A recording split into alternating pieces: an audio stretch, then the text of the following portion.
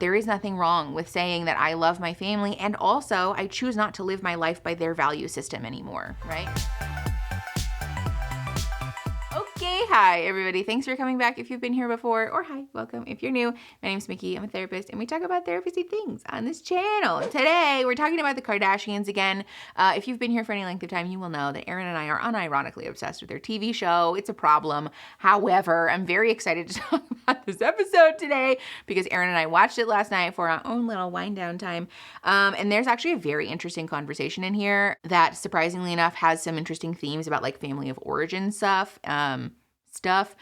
Individuation and like identity development stuff and like boundaries and like that kind of stuff. So we're going to watch that phone call and then we're going to talk about it. So that's it. Also, if you're new here, hi, thanks for coming. You should subscribe. Let's get into the video.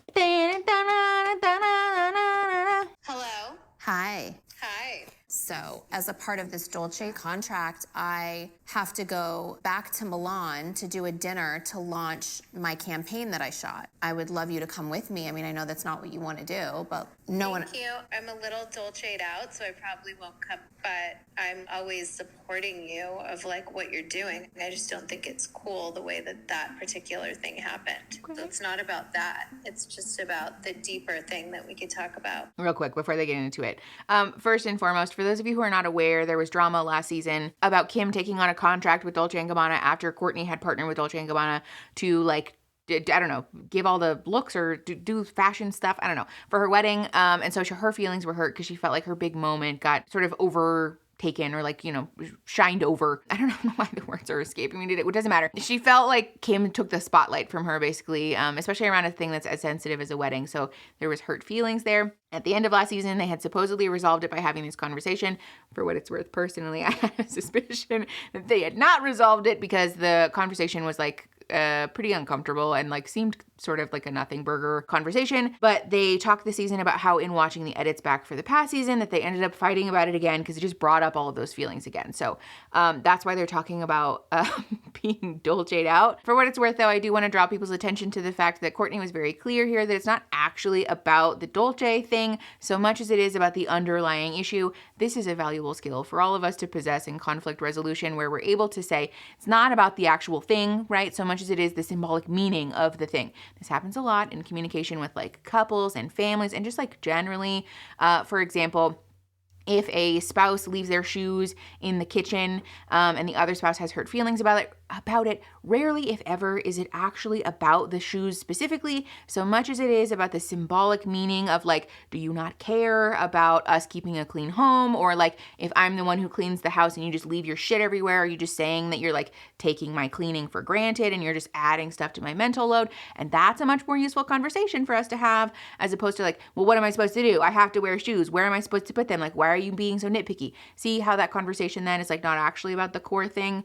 I want to encourage people to channel this energy because again, it is very useful. and I understand. I mean, I got worked up watching the episode and watching the cut. You think things, so you're getting riled up. I think things, so I'm getting riled I'm up. actually not riled up. I just think it makes me not want to be around. And that's totally, you know, your choice and decision. I just think that, like, we should have a conversation about it. Nothing happened at the wedding. It wasn't even a conversation at the wedding. I think it was what you saw at the wedding because no one had any interest before that. Really quick, because this conversation is going to go sideways in a hot second. I just want to draw people's attention to the fact that Kourtney said no one had any interest in Dolce before the wedding. Again, this is not about the clothes. To me as a clinician, like hearing this, it doesn't sound like it's actually about the clothes so much as it is Kourtney saying nobody had any interest in this particular thing until I wanted it to be a part of a big moment in my life.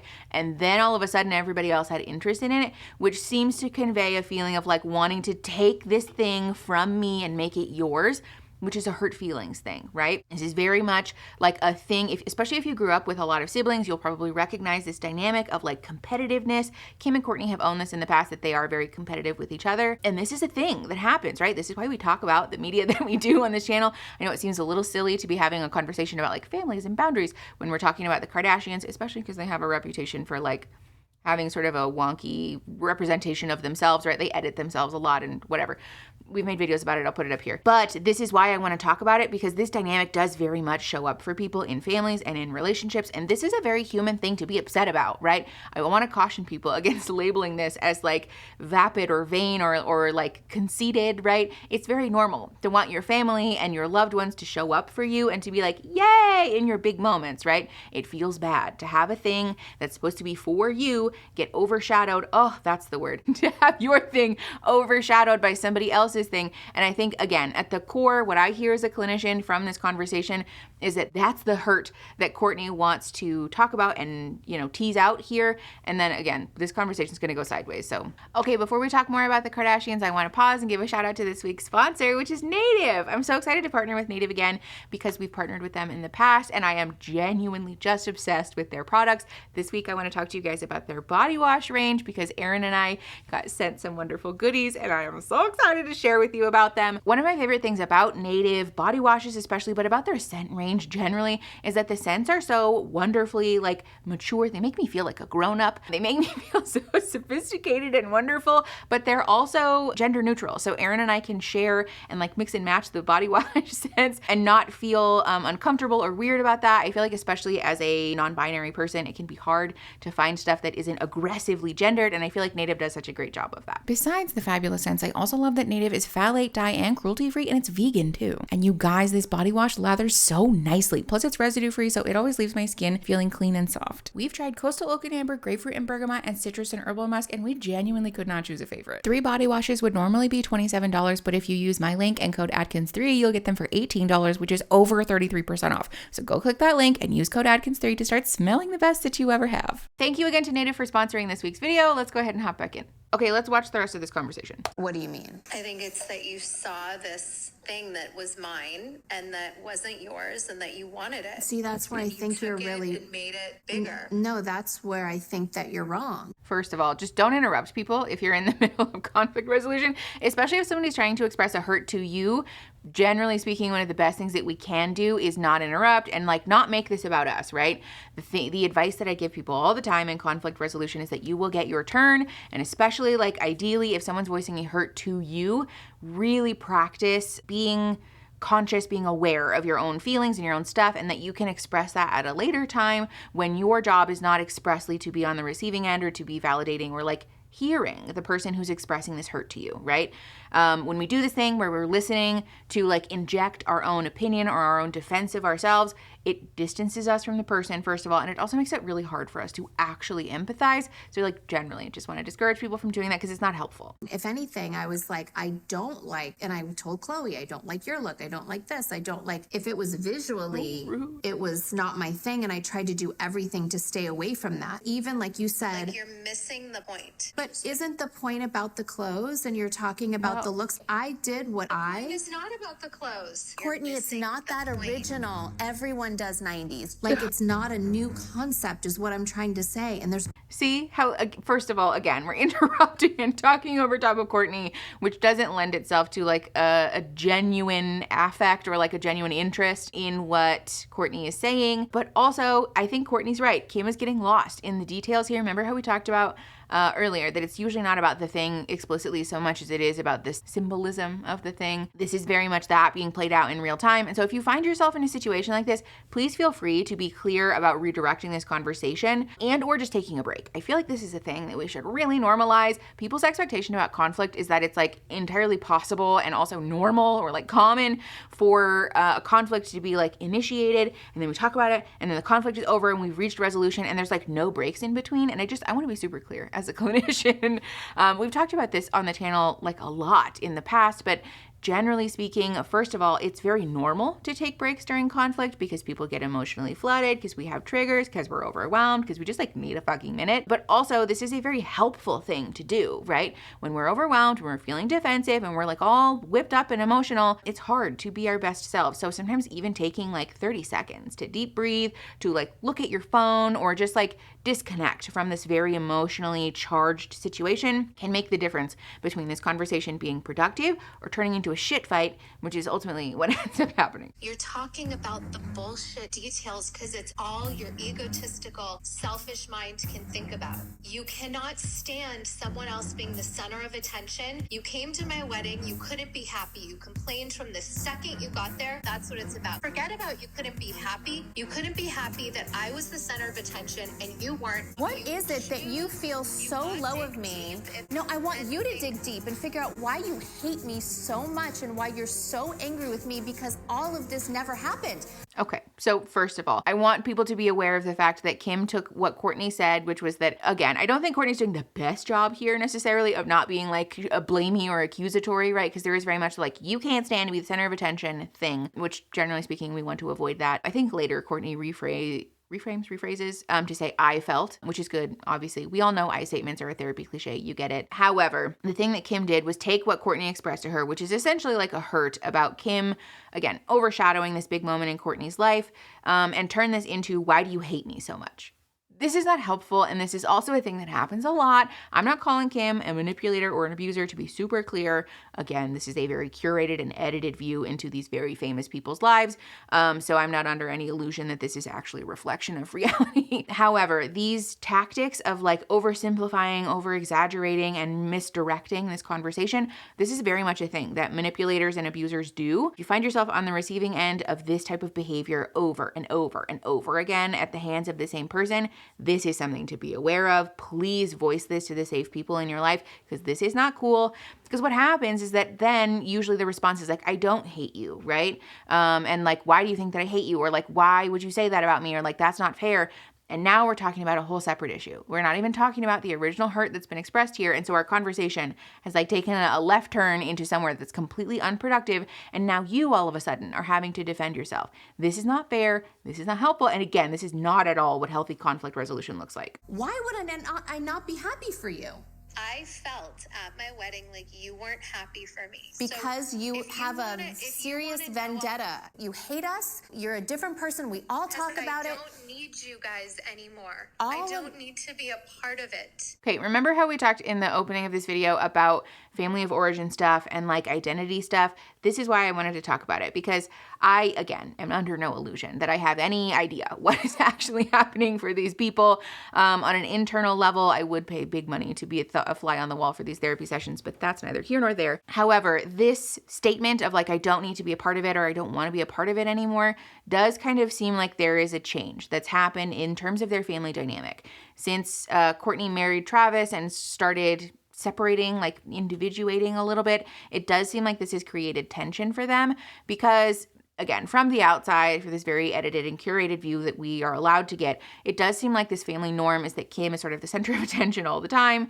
And then if you don't like that, just sort of deal with it, right? So someone choosing to say, I don't like that and therefore don't want to be involved with that or don't want to be around for that would be perceived as an act of betrayal by the family of origin. We talked about this in regards to Jill Duggar when she wrote her memoir. I'll put that video up here. But this is very much a thing that happens in family systems that are enmeshed, that are really stuck together. There's this attitude of like, we should be very involved in each other's lives and like, especially on a daily basis. But then when you start to move away and individuate and develop your own identity and culture, that there is this feeling from family of origin that like you're betraying us or you're somehow being the problem here. And like, I really want to encourage people to be aware of this because that's not true, right? We're going to talk more about this a little bit later, but I just wanted to make this clear because especially if you are the first person to do this in your family of origin or you've never experienced this or like, as a therapist, I see this all the time. And so like, I'm very aware of this, but again, for people who don't do that, you might not know that like this happens a lot and that this isn't toxic, right? Especially when our family is very enmeshed and sort of sells us this ideal of like, we all share the exact same value system all the time. And if you don't share that, then there's something wrong with you. It can feel kind of like, I don't know, like, is it me? Am I being the toxic one? Is there something wrong with me? And especially because there's this attitude that will come up about like, Kourtney having been the one who's changed and so therefore it's her fault. If this is happening to you, please know that changing, that setting new boundaries, that like separating from your family of origin and developing your own values and culture is not a bad thing. That doesn't make you toxic. That doesn't make you shitty. And just because your family of origin might not feel comfortable with that yet doesn't mean that you're doing something wrong. Like I said, we're going to talk more about it in a minute, but let's watch more of this first. All of your friends call us complaining, whether you think they're the ones going to you, they're all coming to us on the side saying the opposite to us. So we're all confused and we're on a group chat that's actually labeled not Courtney and have to figure out why you're such a different person and why you have this vendetta out. I would want to be a part of that. They're your friends, the ones that you Absolutely speak to not. on a daily basis. And I'm trying the best that I can to reconcile and figure it out and call you all the time. It's about you. You are a narcissist. It is all about you and about how it looks to the world about you. Really quick, I just want to be super clear. Please don't fucking call people narcissists. I know that in this situation, everybody's emotionally flooded, and so like, whatever, fair enough. But just generally speaking, especially like this has happened a lot in the last couple of years where like social media has latched onto this term and started labeling everybody as a narcissist. This is decidedly unhelpful. Please don't do this. First of all, being a narcissist or somebody with narcissistic personality disorder or like any of the cluster B personality disorders is a real thing that does happen to people. There are very much real and normal and like safe people who are diagnosed with these disorders. And so when we perpetuate this or when we do this, it perpetuates this stigma against these people, which is just by and large unhelpful, right? Especially in this day and age where like a lot of people are trying to be mental health positive and like affirming of people with mental illness. That doesn't just mean garden variety anxiety and depression, right? That should include people with diagnoses that are oftentimes stigmatized and like shamed on a societal level. So if you really want to be an advocate and an ally for mentally ill people, that should be all mentally ill people. And again, I just want to be clear, people with these diagnoses can very much be doing the work and like involved with therapy and making an active effort to like unlearn any problematic behavior patterns or like et cetera, and like show up in relationships as healthy and safe people. So generally don't love it for that reason, but also because just generally speaking, we shouldn't be flinging diagnoses at people as accusations. Even for people who are licensed mental health professionals, we can't diagnose people over the internet or just like by observing them, right? Diagnosis is a thing that happens when you gather like a carefully selected amount of information from a person who has explicitly agreed and given you permission to diagnose them. And it's like a somewhat sophisticated process. So just generally speaking, don't love this. Regardless of that fact though, again, I think it's very clear that there is a change that's happened for Courtney about the way she interacts with her family. And so that has resulted in these accusations from Kim about you're a different person or like what's wrong with you basically. And again, this is a thing that happens a lot in family of origins where like we are, somewhat meaningfully separating or like just not being quite so sold on the enmeshment that we have been assigned. Oftentimes this is the accusation of like you've changed and so therefore there's something wrong with you. And I just want to be super clear, change is a very normal part of human life and there's nothing inherently wrong about it, right? Especially in regards to family and like these close relationships, I want to encourage people to be aware of this because no one who actually loves you should ask you to shrink yourself or abandon your boundaries or your values for their comfort. That's not loving, right? That's not fair. That's not healthy. If there is this accusation of like, you are the one who's changed and so therefore you're the problem. And if you want to be part of our family, you need to fucking knock it off. That's not helpful. That's not healthy. And that's not a safe relationship, ideally for someone to be in. And so I think there's probably some really important reflecting to be doing about like, does this person really have my best interest at heart? And is this relationship a safe place for me to be? Again, generally, I just really want to affirm and encourage anybody who's doing this work because it's hard and it can be very lonely, right? There's a lot of shame that comes up for people in this process. I speak about this both as a person who has personally undergone this journey and also as a clinician who helps people unlearn this all the time.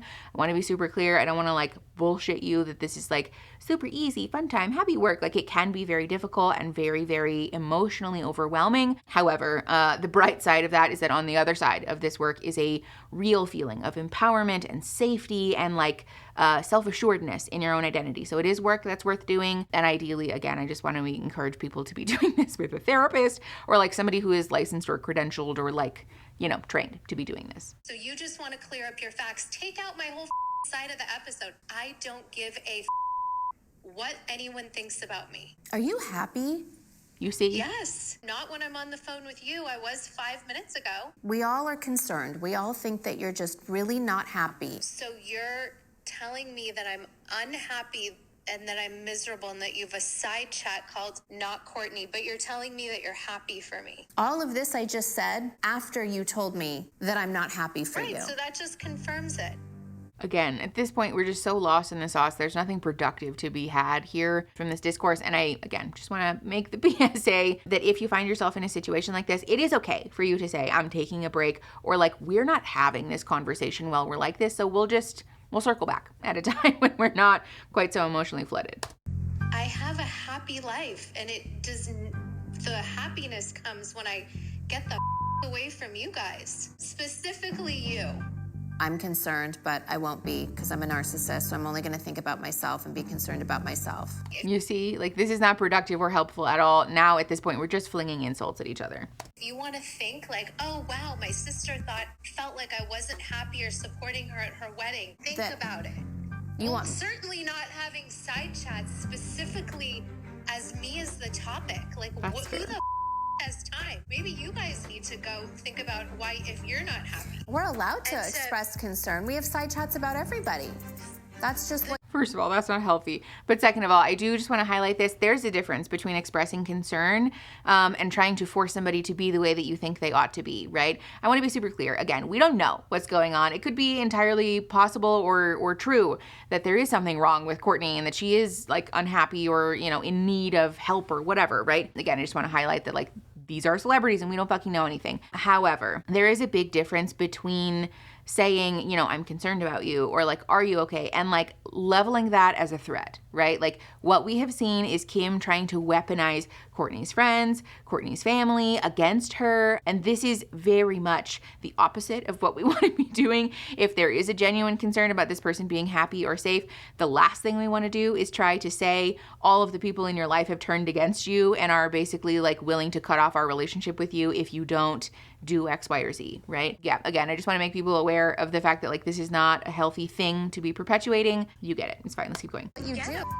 Life. I don't have side chats about anyone. Well, your kids have even come to me with problems that they have and how you are, so. Is that helpful? You're like adding it into a fight to like have a side, like it's you and my friends and my kids and everyone against me. You're just a witch and I hate you.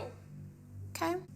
Listen, the next scene of this is them sort of rehashing this with the producers. I don't know that there's necessarily helpful context there. I do want to address, I don't think it's probably surprising, but generally speaking, don't name call people. Calling anybody a fucking witch and saying that you hate them. It's not particularly helpful in terms of conflict resolution. But again, I do just want to address that like at that point, we're so lost in the sauce that like no one's really doing anything productive. Again, I think it's important to highlight here that this conversation pretty much consisted of Courtney trying to come back to this core point of like, I feel hurt because you didn't let me have my fucking moment in the sun. And there was this repeated defensiveness and redirection and accusing that happened from Kim. If you find yourself on the receiving end.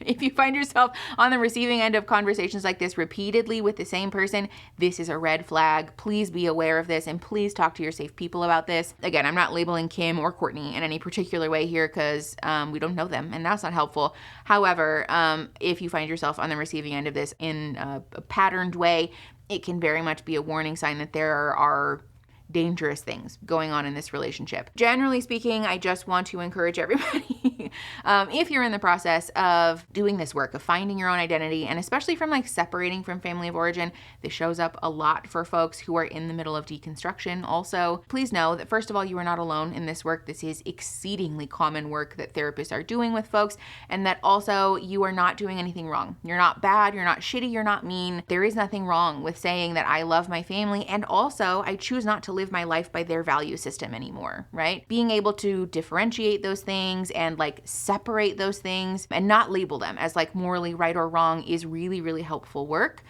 And again, I want to be super clear that anybody who does really love you, who has your genuine best interest at heart, will not ask you to shrink yourself or to abandon yourself or write off your own values or identity for their comfort. That's inherently fucked up. That's not healthy. And if people are asking you to do that, that's a fucking red flag. So I guess that's it. If you guys like the video. We do talk about this pop culture stuff fairly often, and I'm really enjoying it. So if you want to see more of it, like the video and then leave me comments letting me know what your guys' thoughts and feels are.